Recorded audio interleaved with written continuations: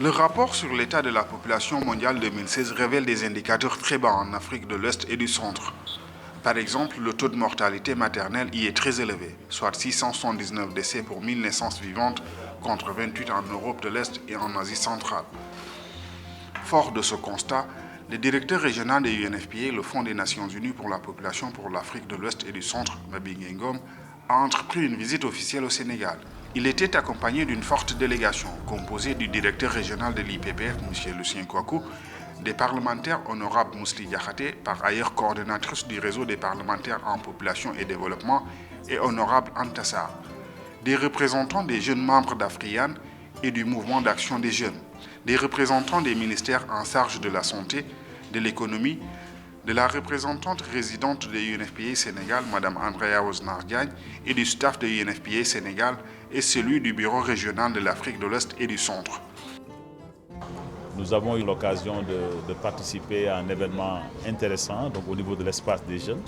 Je pense que c'était à Sor, où nous avons assisté à une causerie, donc à une cérémonie avec les jeunes adolescents, une excellente cérémonie donc, qui nous a permis de voir un peu l'importance à accorder aux jeunes. Nous avons également rencontré un groupe de pères éducateurs extrêmement engagés, donc à Sanar. Dans ce centre érigé par l'ONG Maristop International 6 à l'université Gaston Berger de Saint-Louis, l'accès et l'offre de services de santé reproductive ne sont plus un luxe pour les jeunes, grâce à l'engagement des pères éducateurs. Nous voyons effectivement que beaucoup de jeunes viennent prendre ces services-là et qu'au début, effectivement, qu'il y avait disons 5 ou 6 jeunes qui venaient par jour. Mais aujourd'hui, nous en sommes à plus de 20 jeunes qui viennent pour prendre des services ici. Donc ça montre simplement que ça a évolué depuis le premier jour et que nous avons contribué effectivement à prendre en charge ces jeunes-là. Le développement du capital humain est un des axes forts du plan Sénégal émergent, à travers la prise en charge de la santé de la mère et de l'enfant.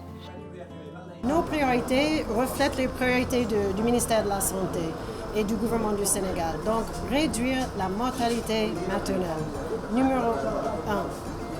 Il faut le faire. On ne peut pas parler d'une capitale humaine forte si on a des femmes qui sont obligées de créer 5-10 enfants pour en avoir 5.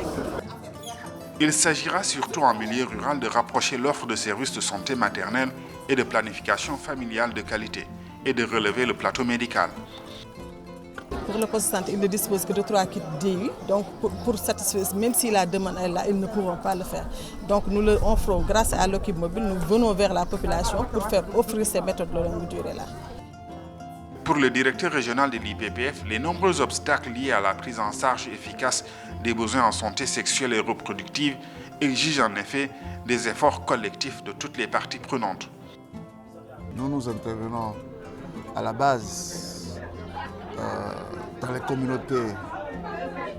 L'UNFPA intervient au niveau des grandes politiques et aussi bien sûr accompagne les États à travailler aussi à la base.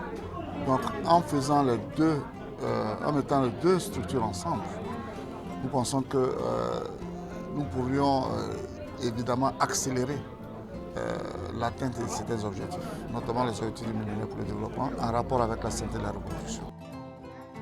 Les parlementaires qui ont également accompagné la mission sont conviés à porter le plaidoyer auprès de leurs pairs et des autres instances de prise de décision. Tous les députés sont membres déjà.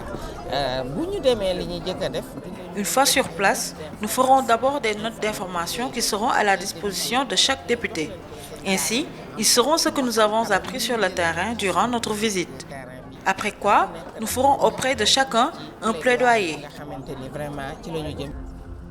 Le directeur régional a également insisté sur la nécessité de mettre les femmes et les jeunes en avant dans le processus de la capture du dividende démographique en Afrique de l'Ouest et du Centre en général et au Sénégal en particulier.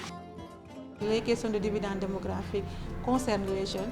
On ne peut pas faire la capture sans prendre en compte les jeunes. Donc on espère de cette collaboration qu'il y aura plus de considération pour les jeunes, qui ne vont pas se limiter au niveau opérationnel. C'est vrai qu'on est sur le terrain, on a besoin de nous sur le terrain, mais les jeunes veulent être au niveau décisionnel.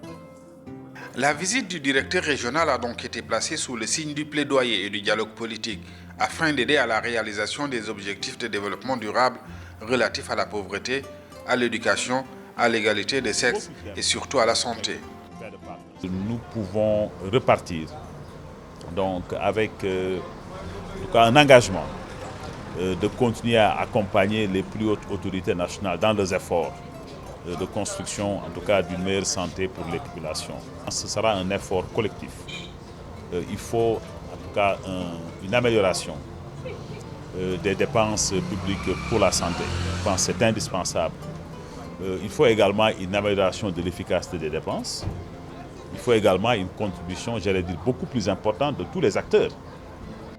Les différentes audiences que le directeur régional a eues avec les hautes autorités sénégalaises en charge de la jeunesse, du PSE, de la santé, de la famille, de l'économie et des affaires étrangères, la première dame du Sénégal, les séances de travail avec la société civile, les partenaires au développement, l'Agence nationale de la statistique et de la démographie ont permis de toucher du doigt les défis à relever d'urgence pour faire en sorte qu'au Sénégal, chaque grossesse soit désirée, chaque accouchement soit sans danger et le potentiel de chaque jeune accompli.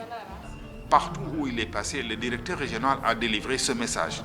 Capitaliser sur le potentiel des jeunes en investissant dans la santé, l'éducation, la bonne gouvernance et la création d'emplois.